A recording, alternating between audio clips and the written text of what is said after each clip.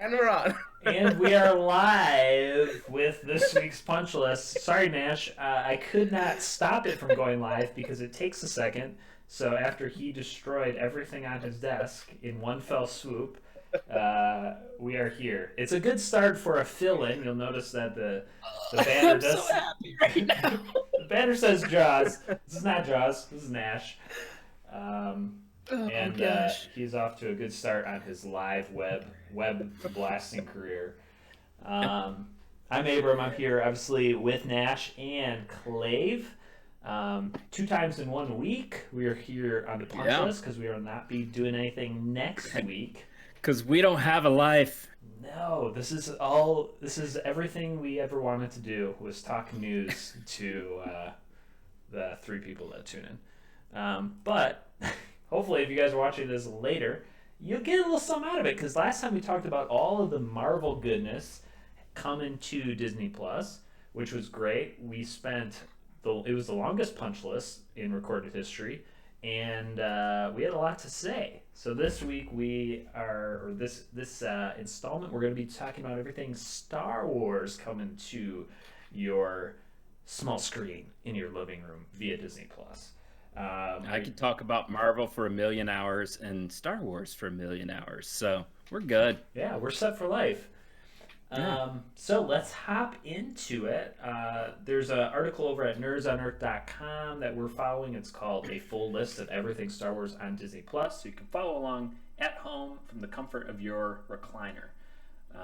If you got a box of Cheez-Its nearby, crack those open because we're in for the ride. First up, let's talk a little bit about Mandalorian. Obviously, season 2 just wrapped up pretty recently, a couple weeks ago, and lo and behold, it's a cash cow, so there is a season 3 that is on the way for us to enjoy, extending all of the wonderful characters that we've met in these past 2 seasons of The Mandalorian.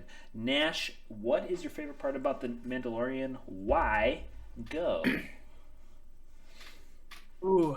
Man, I really do like the Western theme to it. It kind of gives you a little bit different, like, grounded feel, a little more gritty. So that's been I don't know, just watching the storyline unfold. It's like I like to watch Bonanza in Spanish with my grandpa, and so it's like watching that, but Star Wars, and it's awesome. I love it. I love it. Yeah, it's really good. The Western, and they had this was a season that they had like an actual, really felt like a Western episode with, what's his face? Oliphant is his last name, right? Clave cares more about the merch than anything else. Clave is a merch Sucker magnet. for the merch. Yeah. You make a Where's baby my guy? baby Yoda, and I bet. Am I allowed to stand No, up? I and think move I mean through this? Yes, go grab your merch. yeah, you won't get in trouble. No, I mean, gosh, season 3. I mean, I think everyone's wondering where it goes next, and this is one of the fun things where it's like we have no idea. I think we can guess, but we'd just be pulling stuff out of our hats. Oh, see, we got the Lego merch too. Ah, there he is. That's my custom. I don't have the yellow fins yet, but that's my custom. Yeah, man, that was my favorite episode for sure. Yeah, but obviously we have plenty of hunches of where it might go, and obviously little baby Yoda. Sorry, I'm still going to call him little baby Yoda, and he's off with his new master, and his master. I mean, yeah. I mean, technically you're correct. I don't know. Say it's his master. You heard that pause when I'm like, how do I say this? So you wonder what that means for the show, right? Like where it goes from there, and what that means. I wonder if there'll be a couple bounty hunting episodes where he kind of goes back to hunting bounties, and he's just sad and forlorn, just looking over well, he doesn't even have a ship. Like, poor guy, he doesn't have a ship. I know. Yeah. All he has is this weight of responsibility apparently on him for the Mandalorian Empire. So, and it's coming quick. We won't have to wait long. I think what's really great is they're filming these seasons quickly, and there's actually going to be an article on Nerds on Earth about how they're filming these seasons so quickly and cranking out the shows so fast. But I'm excited, man. It can't come soon enough. I know Nash, you your family's just starting to do that, and my family every Friday we watched The Mandalorian. The entire family loved it, which what's a That's great awesome. great thing. Yeah, and so you said it's coming quickly. The word on the street is Christmas Hmm. this year. So that's why, again, why Clave is excited, because all the merch is coming out around that time, and it's going to be floating everywhere. You won't be able to walk in. You won't be able to flip on the computer screen without seeing Baby Yoda's face. That's right. And the quality is only going to get better. Pretty soon they're going to be even more lifelike than like an animal. It's gonna be real. So super excited, Mandalorian season 3. So that's existing IP. We're moving. We're New off it stuff. already. New stuff. Um, there's Obi-Wan Kenobi series coming. The fans have been clamoring for it for years. People want it. Uh, Ewan McGregor obviously is coming back. He's going to be Obi-Wan, and it's taking place between Revenge of the Sith and A New Hope. So again, it's filling. I think that was the same time frame that Rogue One was, right? Sort of in that kind of general area. So it's middle-aged Obi-Wan. We had young Obi-Wan. We've seen him, and we've seen Grandpa Obi-Wan. Now we're going to see middle-aged Obi-Wan. So So for we middle-aged guys, I'm like, finally some representation. plus we get that. We can finally complete our T-shirt of like the evolution of man, but instead we can That's have right. Obi-Wan. That's right. That's right. That's not a bad merch idea right there. I like that. Yeah, I should not have said that on the air because that's gone already. Yeah, it just kept going. Like, Someone's running yeah, with someone's that. already saying now.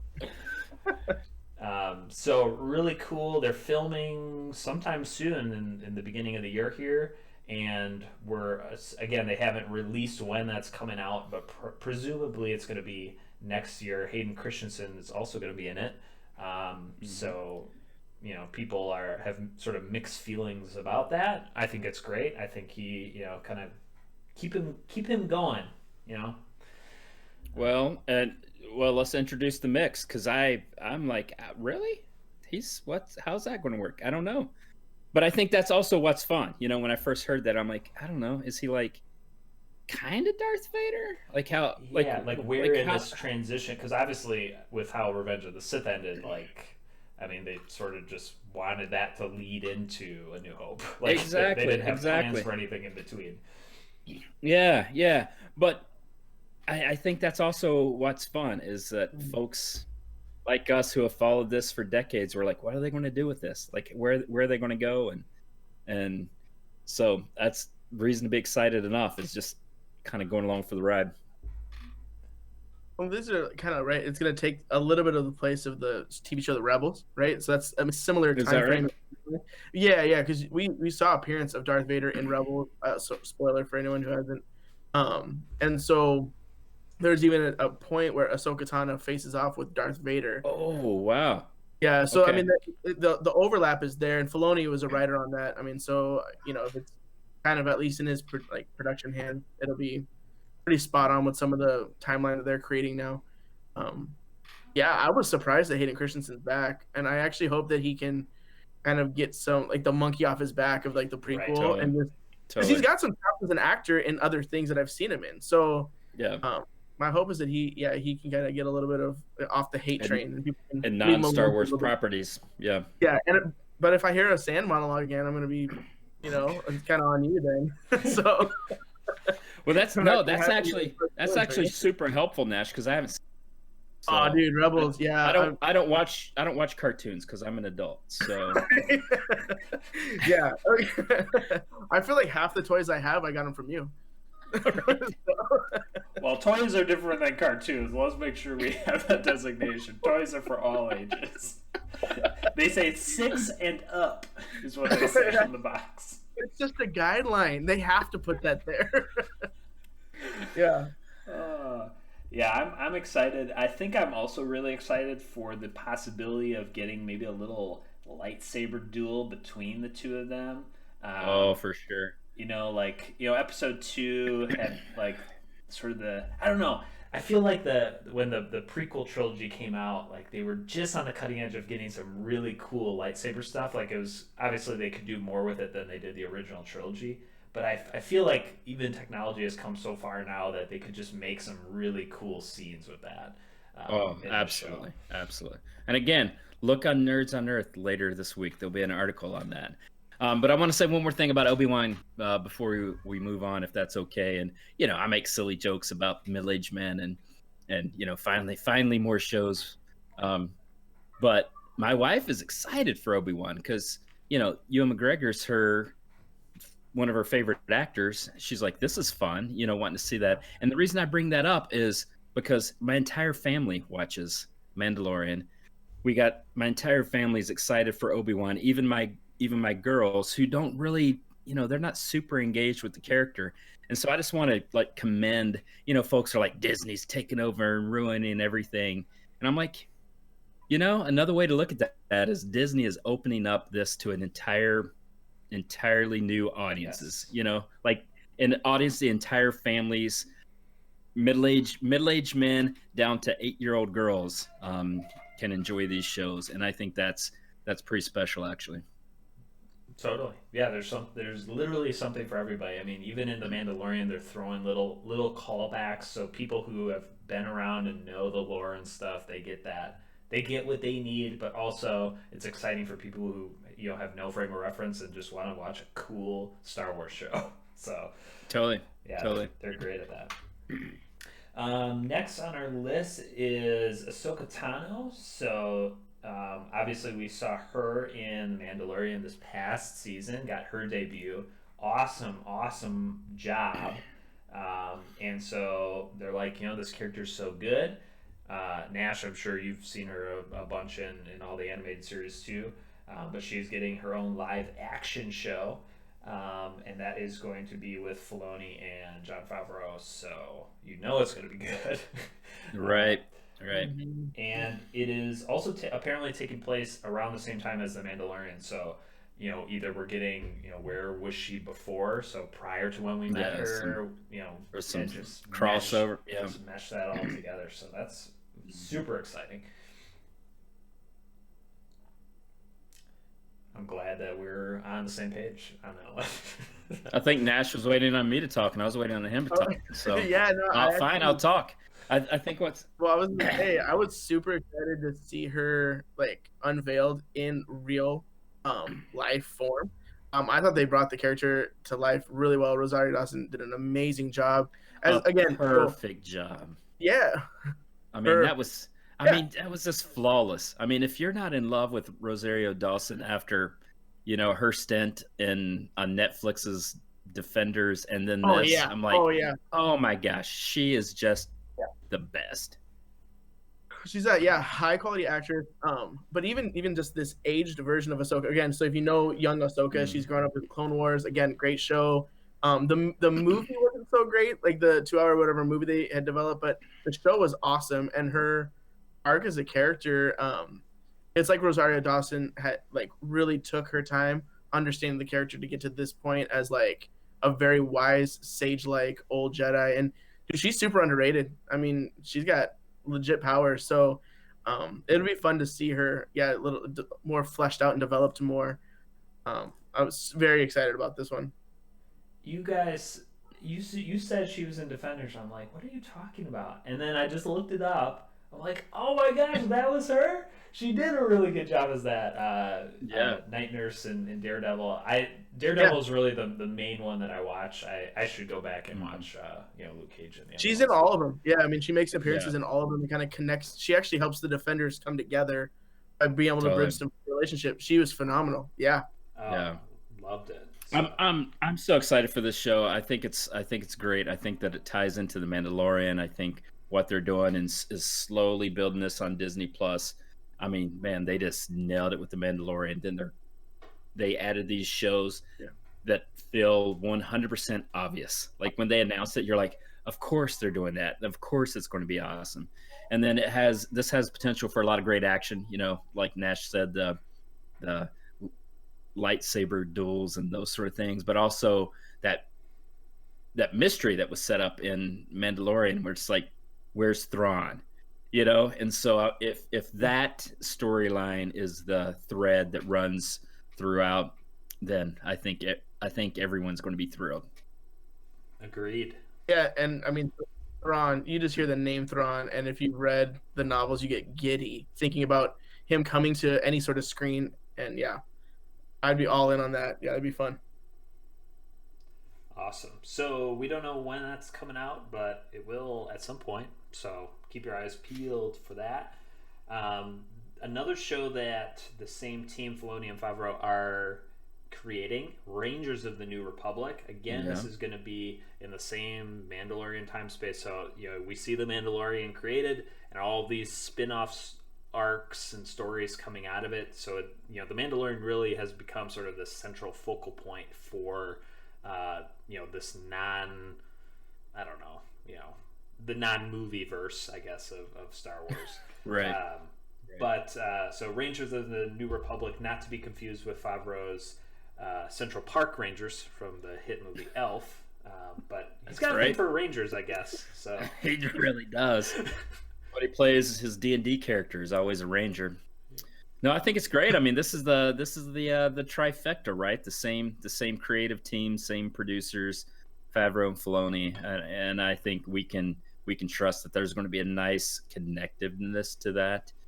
They've shown that they're not afraid of callback. They're not afraid of giving folks what they want. So I fully suspect that each of these shows will feature that in some way. I do hope that Timothy Olyphant in some way, if they could just loop him back. It's like, hey, you don't have Boba Fett's armor anymore, but you've played a ranger enough on a gazillion TV shows. Let's just put you in this one, because he's just fantastic, and I think that would be fun. But who knows? Who knows where this is going to go?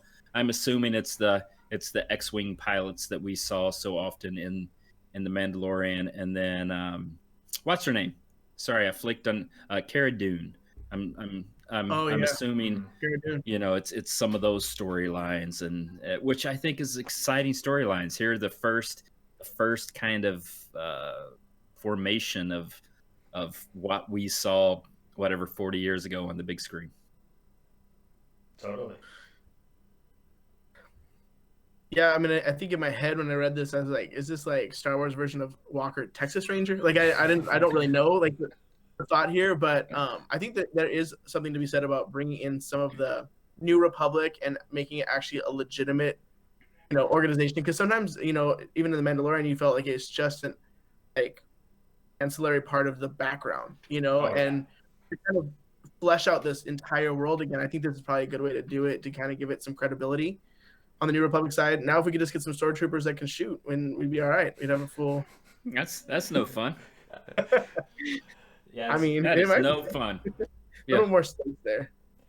Yeah, kind of when I hear Rangers of the New Republic, I think of sort of like a periodic show similar to the Mandalorian, where he's he started out where he's like, here's a bounty one episode, here's another bounty next episode.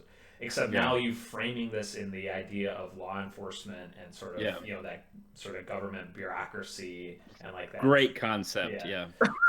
So nothing like a little red tape to keep a storyline going. No, I mean I kid, but that's super exciting, and we love it. We love kind of the case of the week. Like we see it all the time on TV. The case of the week. I think that's great. Yeah. Yeah. I mean, they did some interesting community episodes like that. You'd be all right. Yeah. You can make it work. Yeah. Don't talk about Community yet. That's coming up, Nash. Oh, okay. A little spoiler for what's coming. Sorry. I like it. So, moving on from the Rangers to Andor. And this is we've kind of known about this for a little bit. But this is going to be a prequel series to the Rogue One movie. So in that we were introduced to Cassian Andor and K2SO. And so this is going to follow them. And the description of this is, quote, a rousing spy thriller. So you had me at that. Those three words are all I need to get on board for anything at all. and so that looks like that's coming out in next year at some point. But what do you guys think about Cassian Andor and Droid? Yeah, I wasn't excited about it until that espionage spy thriller, and then I'm like, oh man, Yeah, that's yeah. if they lean hard into that genre, that suddenly gets pretty exciting. I mean, nothing against I mean, I loved Rogue One. I liked the character, so nothing against that. But I wasn't like this is number one on my wish list to get to hear more of this character. But when they had that Mm. espionage spy thriller, my first thought went to Coruscant, the capital planet of the Republic. That's literally a planet of all cities, and just some of the spy cloak and dagger sort of stuff that you could do kind of in the midst of that densely urban environment. Or it could be like hopping from planet to planet trying to, who knows what it may be. But when you think about that spy, that spy genre, there's so many things that they could do. Yeah, this is a little bit like Marvel, right? Like you get to start to tinker with different threads and really Yeah. focus on. I agree the spy thing because most people's big complaint with Cassian Andor is right, like his opening scene in Rogue One where he shoots. You thought it was like his friend, right? But when you think of him now Mhm. as a hardened spy to that level, I think you can start to again flesh out the character and then understand. Now this guy had to do whatever it took to kind of navigate the underbelly of all the societies that he was going through. So yeah, I mean, this is kind of an interesting one. Got a couple years Yeah. to wait 12 to figure it episodes. out. 12 episodes, so it's going to be a Yeah, longer one. And yeah, I'll I watch think for sure. Nash's point's a good one. It's smart to bring up Marvel and the way they're playing with different genres. But what if the end of the 12th episode is essentially a recreation of that first scene from Rogue One, right? And you Totally, kind of like, totally, there's how it got there, and then that's the final. You see totally. why, I guess. I don't know. I'd be down. I mean, plus you Yeah, got. I mean, I like the idea of bringing that spy genre in, but then having a droid, KS or K2SO, being a droid and the spy. Like, so we kind of saw that in Mandalorian with that first like assassin droid, like way in season 1. But you kind of spin Mhm. that on its head, have a spy droid, and like see how the its protocols of completing missions and stuff go along with Yeah. that. So lots of potential. That's the spy thing, trying the different genre. I'm here for it. Um, Next we have Lando. Everybody knows Lando. Um, Speaking of droid love, so he's getting his own. Now is this a? I forget. This is a series. Is this a series too? Yeah. yeah, that's the we have pretty limited information on this, including there's no confirmation of Donald Glover. So again, I said speaking of community, there's no confirmation that Donald yeah, Glover's going to play the role. But if he isn't, I'm walking. I mean, it's yeah. don't you think they've locked him under contract before they've even put any sort of pre-production into I into would this Lando imagine. show? I would Because imagine. I couldn't consider anyone else after having Donald Glover, um, in Solo. I couldn't Mhm. imagine any other actor. But what do I know? Yeah, I agree. I like Donald Glover is one of my favorites. Yeah, I think it summed up perfectly. No Glover, fans will riot. I'll be there. Yeah, I'd be holding the sign. You'll be Yeah, selling the pitchforks for everybody. yeah, yeah. They might be Lego They'll be made out pitchforks, of but Legos. They won't be super Right. intimidating because yeah, they'll be just Yeah, brick. So no, yeah. But on Lando's that one, the a character. release date is to be determined. Even so, we have very little information. Yeah, yeah. yeah. So And I want to know more about mining, like in Star Wars. Like I want to know about how the mining industry works, how he got started up. Did he have seed money? Did he have an angel investor? Like I want to know Yeah, all of these things to his business yeah, that made him a legitimate businessman in the clouds. So let's do it. yeah, yeah. And would joke about that, like it's a Shark Tank for Star Wars. Dude, But man, that's the so reality is like to have Donald Glover play that character in his early days could be just the best. it cool. could Yeah. it could be amazing. And I think right, like we had talked, maybe it was right in a nerd chat, but we talked about Danny Pudi maybe being cast in a different role, right? I don't know, like we talked about him being Thrawn, but if Danny Pudi can make an appearance in this or be a character alongside Donald Glover, I think that'd be really fun to see them combined again because both those guys can act, Totally. dude. And that'd be Oh, fun. for sure. Yeah. Yeah.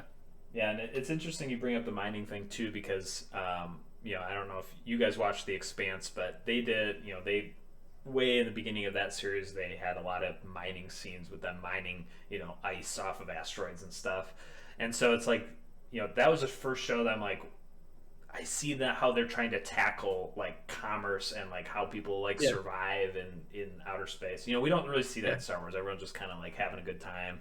You got your hyperspace drive and you're good to go. You can go wherever you want. So it's kind of interesting to get that sort of nitty gritty of just like how the cogs turn in space. You haven't been reading Nerds on Earth and my how-to articles on how. Well, I mean, that's riveting stuff. it is. I mean, you're talking about, and that's a 6-part series. We're not even done yet. Right. We haven't made it to Mars yet. We don't have a colony, but we could. Like, did you send that off to Elon Musk, or like you made sure he got a copy of the series, right? He and I tweet. Okay. You're in his pocket. That's what we call that. So that's pretty much all we got on Lando. Another one we don't have a lot of information on is the Acolyte. I'm going to give you information on that. Okay. Oh, cool. I'm I know zero. gonna let you take over and tell us all about the High Republic. Ready, set, go. All right. So the High Republic is brand new. So that's a new era. So it's like for us folks here in 2021, it's like, hey, what was happening? Well, during the Spanish American Revolution, like we wouldn't know. It's an era that's passed, and we wouldn't hear anything about it. It's odd that in all of our Star Wars history, we haven't heard anything about the High Republic. It seems like it's just plopping down out of nowhere. But it's kind of like this, the War of 1812. Like we don't talk about that anymore, but it was a big deal. So that's kind of the High Republic. It's like this era that hasn't really been mentioned in the very much, but they're introducing now, which is awesome because it gives an opportunity to tell entirely new stuff, right? And so it's like it's a couple hundred years before Luke, and so it's not entangled to that anyway. It's well beyond the Old Republic sort of Sith stuff. In fact, I read the first book, and there's no mention of the Sith. So the skinny is that the Jedi are doing awesome. Like they're doing great. They're peacekeepers. They're sending out folks into the outer rim, just in this that's still relatively unexplored in a lot of places, and they're sending them out as peacekeepers, and they're doing good. Like they're doing good deeds and loving their neighbors out in the outer rim. So it's really neat. There's the book set up a brand new threat. Again, this is not the Sith, so it doesn't have that duality sort of thing. It's an entirely different thread. So there's tons of opportunity there. There's some really neat Jedi that I'm sure is going to be introduced as kind of the lead character of the Acolyte. It has ships, which is going to be weird because it's the same thing that happened in the prequels, where it's like, man, these ships happened before A New Hope, but they seem a little fancier. Like, well, what happened there? So they have we're going to see ships like the Vectors and the Vanguards and the what was that, a longbow or long beam, some of these new ships, which I think is fun. It all comes back to the merch, Abram. So we'll have the new ships and stuff. So I think this is exciting. This is going to be part of that High Republic. There's already a book, there's a comic, there's going to be more, and I think this will be pretty well received. After I read the book, I'm like, sweet, man, I'm excited to hear stories from a whole new era. I mean, what people have been asking for, right, is make the universe seem larger, right? We don't want it to be isolated of one small family or. Yeah, I'm here for it. I don't know anything about it. I'm here for it. Yeah, it's prequels without Skywalker, right? So it's like what if we do some prequels, but it's not entangled with any of those storylines. So it's good. And more Jedi is always good. That's what people love. And there's a good lightsaber, and they can sell those. They can sell custom lightsabers because they already. Well, and there's and again, Jedi's doing great, right? So there's a lot of these master Padawan relationships that you see that Padawans just trying to make Jedi Knights. So I think there's a ton of opportunity there. So I'm excited about it. I wish we had like release date and Anything, knew anything. which characters. Give us something. But all we know is about that High Republic era. That's a whole new thing to Star Wars, and that it's pretty great. Totally. Next, so we're sort of getting to it. We're sort of scraping the barrel. We've got 3 projects that are sort of in the works that, again, we don't have a lot of information on. First of those 3 is The Bad Batch. Make sure that you enunciate the correct vowels in that one. But that is an animated series that is going to give us some characters that we've seen in the Clone Wars animated series. Yeah. Nash, are you familiar with the Clone Wars? You're big on that? Oh yeah, man. Bad Batch. That's a fun group of guys. There's salty old clone troopers that grew old and they're hanging out and just they don't take anyone's like nonsense, man. Yeah, they're a good batch of eggs. Yeah, that sounds fun. Yeah, I mean you gotta love that squad-based storytelling. I think it's good. Oh yeah. Yeah. So that one should be good. We also have Rogue Squadron. So that is a movie coming to the franchise, directed by Patty Jenkins. That is coming. Wonder Woman fame. Wonder Woman fame, correct. And that is set to release in 2 years, Christmas on 2023. So we are looking way out. That's what Disney's MO now. They're like, we have a roadmap and we are sticking to it as best we can. So Rogue Squadron, we're thinking space battles of some kind. We're thinking a squad of some kinds of ships. So yeah, it's awesome, man. That's awesome. If you remember all the extended universe stuff that is now called Legends, right? It was all that extra stuff before Disney purchased, and now I guess it's considered fan fiction, but the X-Wing novels, right? The X-Wing novels were a huge part of that. Michael Stackpole wrote those books, and there was a gazillion billion of them, and they were just fun because, as Abrams said, there were dogfights and X-Wings, and if this has just a tenth of that type of action, I'm in. Yeah, we didn't get to see a ton of in the Mandalorian. If I'm thinking most recent Star Wars, we didn't see a lot of space battle type stuff in there, but just the snippets of sort of that we got. I mean, the way that they can shoot these using some technology these days, I think it's going to be great. And then we have an untitled Taika Waititi project.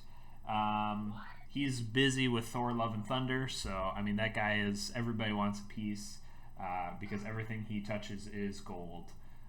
Yeah. And so there's a film coming out at some point that we don't know literally anything about. So totally. Well, I'm in all sincerity, just having it untitled, I'm like, that's my favorite.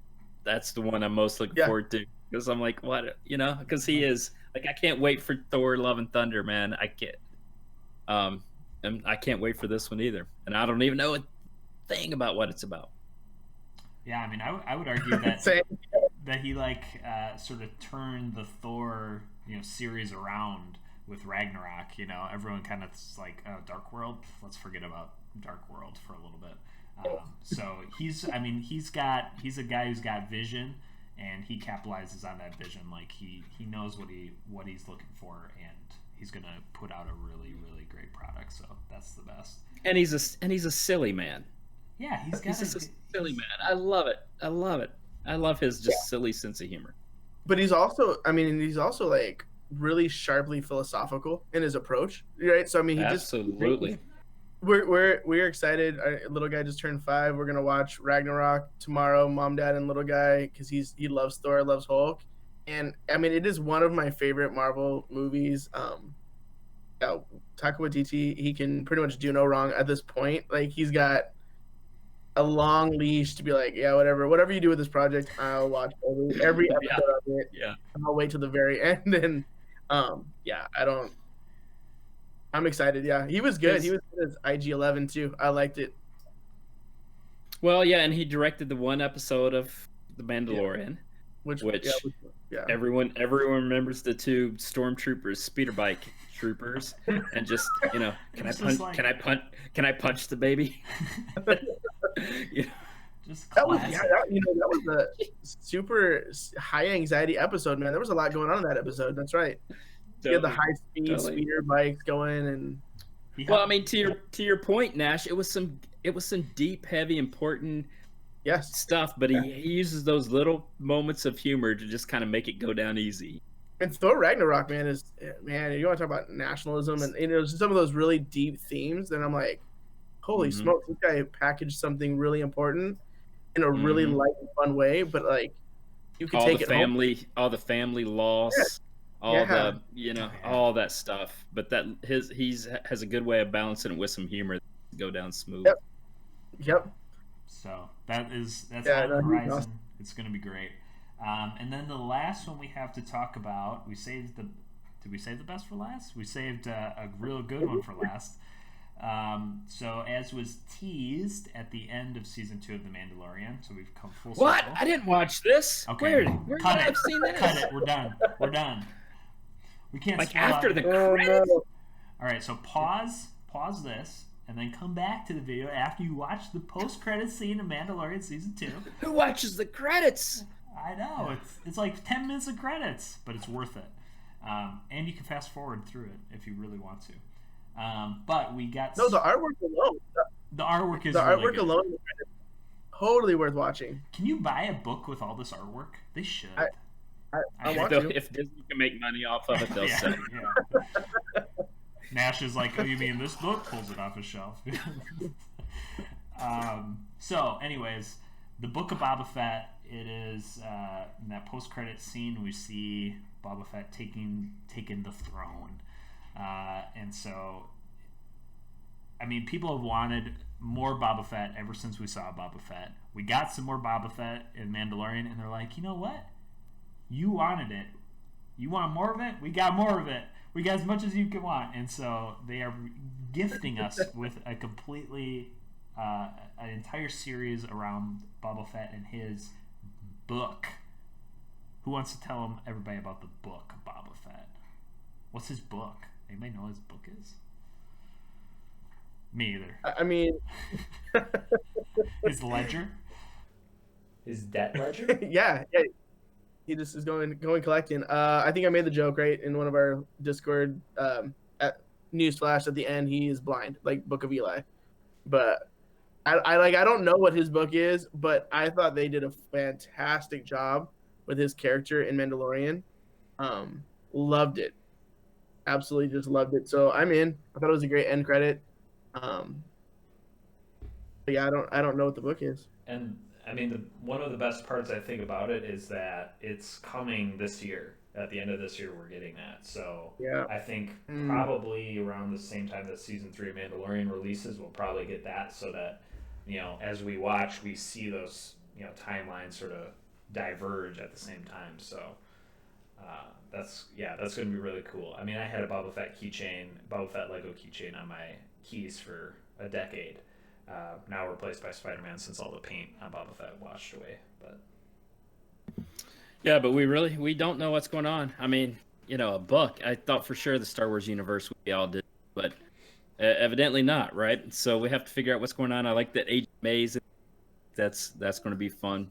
She makes for a good sharpshooter character, and I'm sure they're going to bring in more characters, which is exciting. So we get a little bit of that fan service, the stuff that we love. We're like, we want to see more of that, and then that much more, which I think is what they did so well with the Mandalorian. They'd give us all that stuff that, this is for the longtime fans, and then so many more. So some of the new characters in the Mandalorian are some of my favorite ones. I got to get their action figures now, right? But then I think we'll see the same with the book Boba Fett, and I wonder, with the release time being similar to Mandalorian season 3, and all these other shows, like how it's going to fit in. I know we're going to see a lot of not crossovers. I don't think it's going to be the Arrowverse on the CW, but maybe it will be, right? And they'll appear. But I love that it's the same creative team, the same writing team, so that there'll be a sense of it all kind of pieces together. A uniformity, yeah. My only concern is that Jon Favreau doesn't have a cowboy hat like Filoni and Rodriguez. That's my only concern about that team. We'll get him one. Yeah. We'll get him a 10 gallon. I like it. 10 gallon. Then he can wear that when they're doing the new Rangers too. It all fits in together then. So that's the last project that we have. So I mean, we just rattled through 10 plus projects of Star Wars that are in the works. I mean, what a better time to be a nerd than right now with all the Marvel, all the Star Wars. I mean, there's so much cool stuff happening, and stuff to be excited about. And I know I speak for all three of us in saying that we are super excited for everything on this list. Yeah. Oh, for sure. Absolutely. Now that Clay brought it up, I actually do want them to line up at least one time all these shows so that you have to sit down like the CW and watch half hour after half hour after half hour after half hour for like 5 hours straight and just Never. Oh, get a whole please, story. no. A 2-part movie in one night for it. I want that now. So 2023, I want that to happen. That would be awesome. Right now, I'll say it might be a bit much, but in the moment, I will do it. I will watch it all. I will watch it all in order, and no one can stop me. So this has been a pleasure as always. Thank you everybody for joining us with the punch list this week as we talk Star Wars on Disney Plus.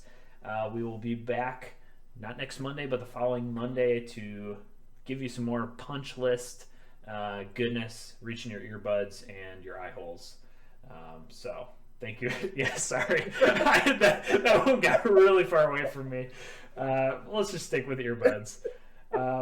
We'll stick with earbuds. So, nerds, it's been a pleasure. Thank you, Clave. Thank you, Nash. You guys have an awesome Thanks for having me on, weekend. guys. I got to get back to blitzing now.